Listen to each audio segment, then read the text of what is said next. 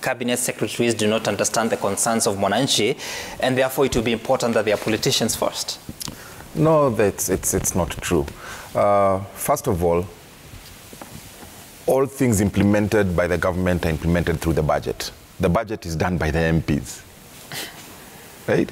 So proposed by the National Treasury. Yes, and proposed by the National Treasury. It's done by the MPs. So if you're an MP and you don't think that your grassroots interests have been taken care of, then you have a chance to be able to change the budget for that. So I don't think that cabinet secretaries are from space and they don't know what's happening on the ground. But, you know, with all due fairness, Mheshimiwa Alice has asked a very good question that I think we have not answered. What if the Deputy President had an NDC and cabinet secretaries, principal secretaries, and cabinet, they're called CASs, came to that NDC? What do you think would happen to them? Tell us. We don't know. They'd lose their job. We don't know at all. Yeah, so, I mean, we need to be in a country where we have a level playing field. Yeah? What's good for the goose should be good for the gander. So we should not take open sides, cause disharmony, right, and then say it's okay. It's not okay. It's actual impunity. And we should not allow it at any one point. And Mheshimiwa Opio, even if the foot was on the shoe was on the other foot, you would be complaining. Because in 2017, when I was affiliated to ODM, we complained about the same thing because it happened. Yeah? So it should not be wrong when it's not affecting you, and when it's affecting you, it becomes right. Okay. I think we need to be consistent, and we need to be able to very seriously differentiate between right and wrong. And it is wrong for public officers to openly support a candidate or take a position politically. We should be neutral so that every Kenyan can get the services that they require, no matter which side of the political divide you are. And of course, very interesting because, yes, like you said, you're on the same side in 2017, now you're on parallel sides. This year, Honorable Home, is the year that we saw the rise and fall of the Building Bridges initiative. We saw bills being presented to county assemblies. I believe the number was it about 43 counties that embraced it and getting that crucial threshold, going to the National Assembly, to the Senate and getting clearance, but falling at the High Court and later the Court of Appeal.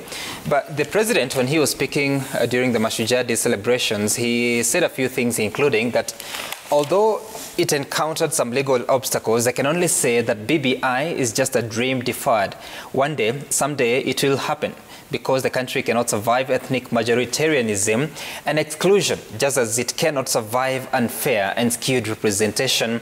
This is a design defect that we must fix. And of course, the President, this was his last Jamhuri Day speech as President. And as he goes out, what are your reflections on the lessons that we must learn from this BBI process as we get into the politics of 2022? The summary of the reason, or the summary that I would come up with or reasons why the BBI failed is because of impunity once again.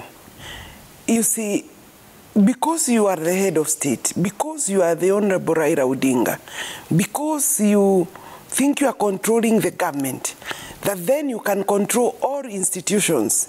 That kind of attitude and mentality is what landed the BBI into the ditch.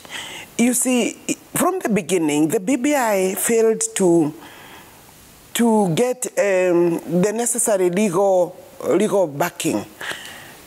When you look at how we came up with the current 2010 Constitution, when you look at the processes that the country went through, it wasn't even a day, it wasn't 1 year. It were many processes, and attempts to put it right were made.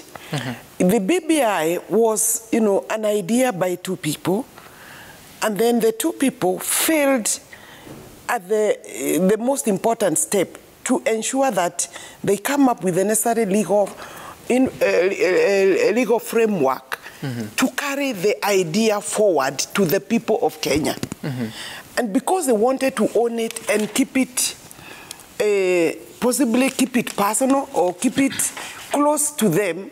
So that, because the minute you release it through a legal framework, you obviously allow more interaction with the document, you allow discourse, genuine discourse, and therefore failure to have it carried by the legal frameworks that were necessary, including ensuring that there is sufficient public participation. You know, when you look at the judgment, it is obvious that there are things that could have been done to cure the, you know, the lacunas that came through and were, you know, and therefore I think that it is a good thing, Sam, that the judiciary actually still is able to maintain independence under extreme circumstances, because there also have been onslaught on the judiciary, has been consistent, has been open, both verbal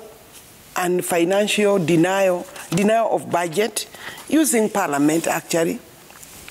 So for me, I think that when the president says that it is possible that some of the things that were proposed in the BBI will have another day, it's okay. I think it is possible for some of those things to be brought back, but ensure that the things that the court said were lacking, then are addressed. So I would that but it cannot be between now and the general election. Some of these things are aspirations, some of these things are good thoughts. There are certain issues that could, even now, that don't require constitutional amendment, can be done, including the boundaries. You know, the issue of boundaries, you know, the court said, yes, the constituency boundaries, and even the court said that it's the work of the IBC. And true, that mandate is within the IBC. It is factored by the Constitution. That can be done almost immediately after we clear with the general elections. Because now, even if we did, well, I mean, there is no time for that, including maybe the conflicts that are likely to come with the boundary. So for me, I think it's a good thing. It may happen, but I hope that he was not making this statement to put some weight or to sway the Supreme Court and you know, because the case is still pending, and you know, the president has been known to. Well, let's just leave it at the statement at the Jamhuri. There are many orders that the president has failed to honor. All right. And or to obey. Honorable Pio and I, because your party leader was at the forefront of pushing for the BBI, the president says that this is a dream that has just been delayed to come to fruition eventually. Do you have any thoughts of how that would be made possible? Because truly, come September or thereabout, we'll have a new president. Before I go there, let me just clarify one thing. That BBI was a most consultative process, which eventually got the endorsement, overwhelming endorsement of, I think, 46 county assemblies out of 47. And when it eventually came to the National Assembly, where I sit with my friend, Honorable Wahumi, it got more than 2/3 majority endorsement in the National Assembly. So it can't be true that BBI was a two-man affair. It was an overwhelmingly Kenyan affair. Coming to your question, there are things that BBI was set out to do, chief of which was to address the issue of inequality. One man, one vote, one shilling. There is no other formula, in my view, rather than the BBI formula, that we shall be able to achieve that principle that is very dear to majority of Kenyans in this country. Secondly, it is the issue of inclusivity, which again, as you know, is a principle in the Constitution. But we want to give effect to that principle by making it clearer that no government shall ever be exclusive, shall ever leave out segments or sections of the population. So I think it is not right to rubbish the BBI and what it stood for. In fact, as we speak, there are counties in this and constituencies in this country which are overly underrepresented, including constituencies in the Mount Kenya region, where my friend comes from. BBI was going to address that. BBI was going to ensure that also counties get requisite monies that are reflective of the populations. So that has been lost temporarily or momentarily. Now, coming to President Uhuru Kenyatta's... but how will it be achieved? Just like the president said, this is the desire of Kenyans. Come rain, come sunshine, it will have to be achieved.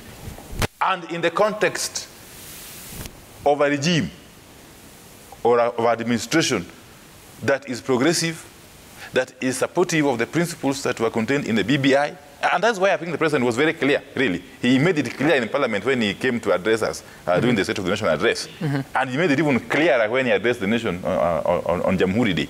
That this is a dream that can only be deferred. Honorable Pio, I'm asking because the president may not be there to see that happen. He will be a citizen. Yes, so how will it happen? I'm wishing him good health and long life. After August 2022, how will it happen? No, so obviously, the government that will be in place, hopefully, the government led by Raila Amolo Odinga, will put in place mechanisms and systems to jumpstart the BBI in whatever form, as you may put it. Yet we know that the president was told by the courts that has no role in executing any... Well, you see, the executive will still have a role to play, okay? Of course, and we shall also take into consideration the concerns, the sentiments that have been so far been expressed by the High Court and the Court of Appeal. Of course, we don't know what the Supreme Court will say. We are awaiting the pronouncement of the Supreme Court. All right.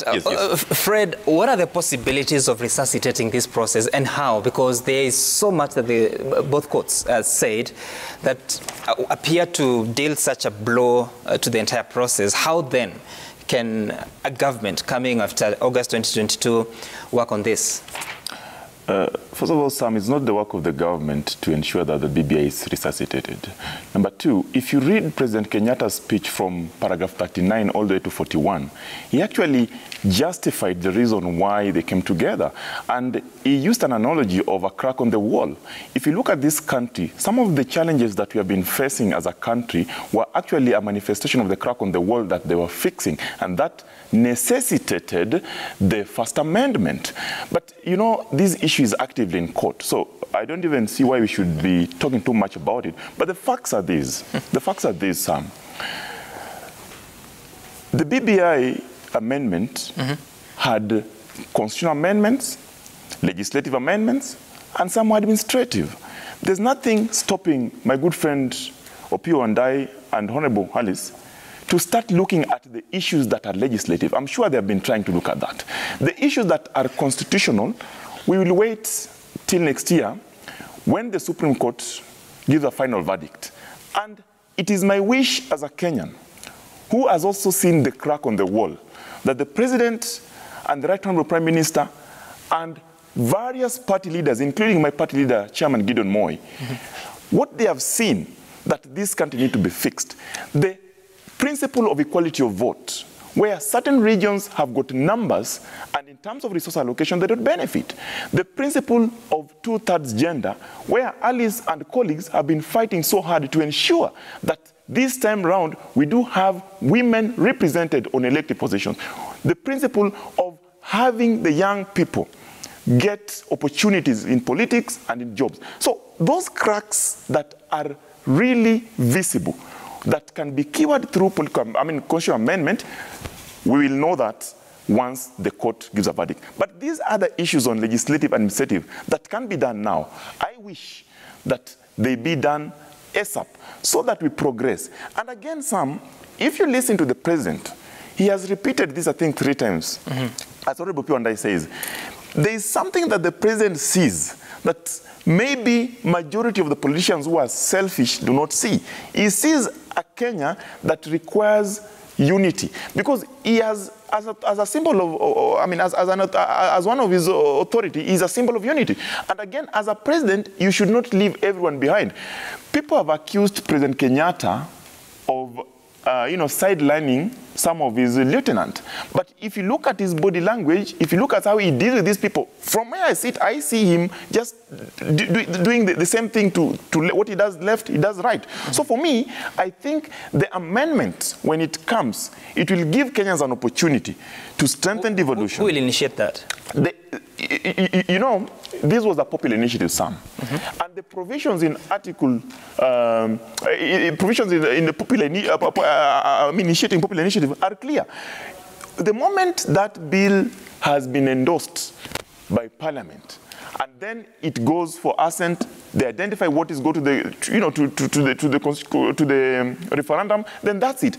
Kenyans have already initiated that by endorsing it to the tune of over 1 million registered voters. County assemblies have already endorsed that, initiated it by endorsing to the tune of more than majority of the county. He just told us here over 43, over 44.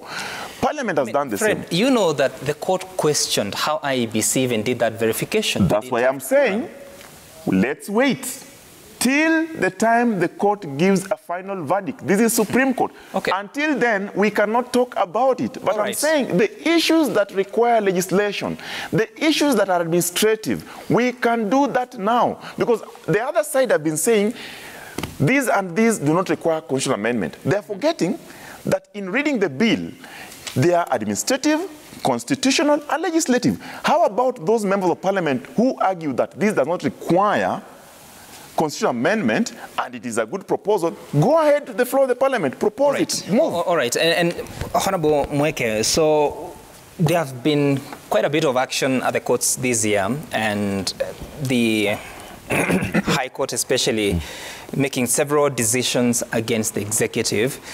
And if you're to reflect on not just the BBI verdict, but also on issues of the president did not follow the law in appointing CASs or swearing in CSs who also served in the first term, what are we learning that the next president must take with him or her?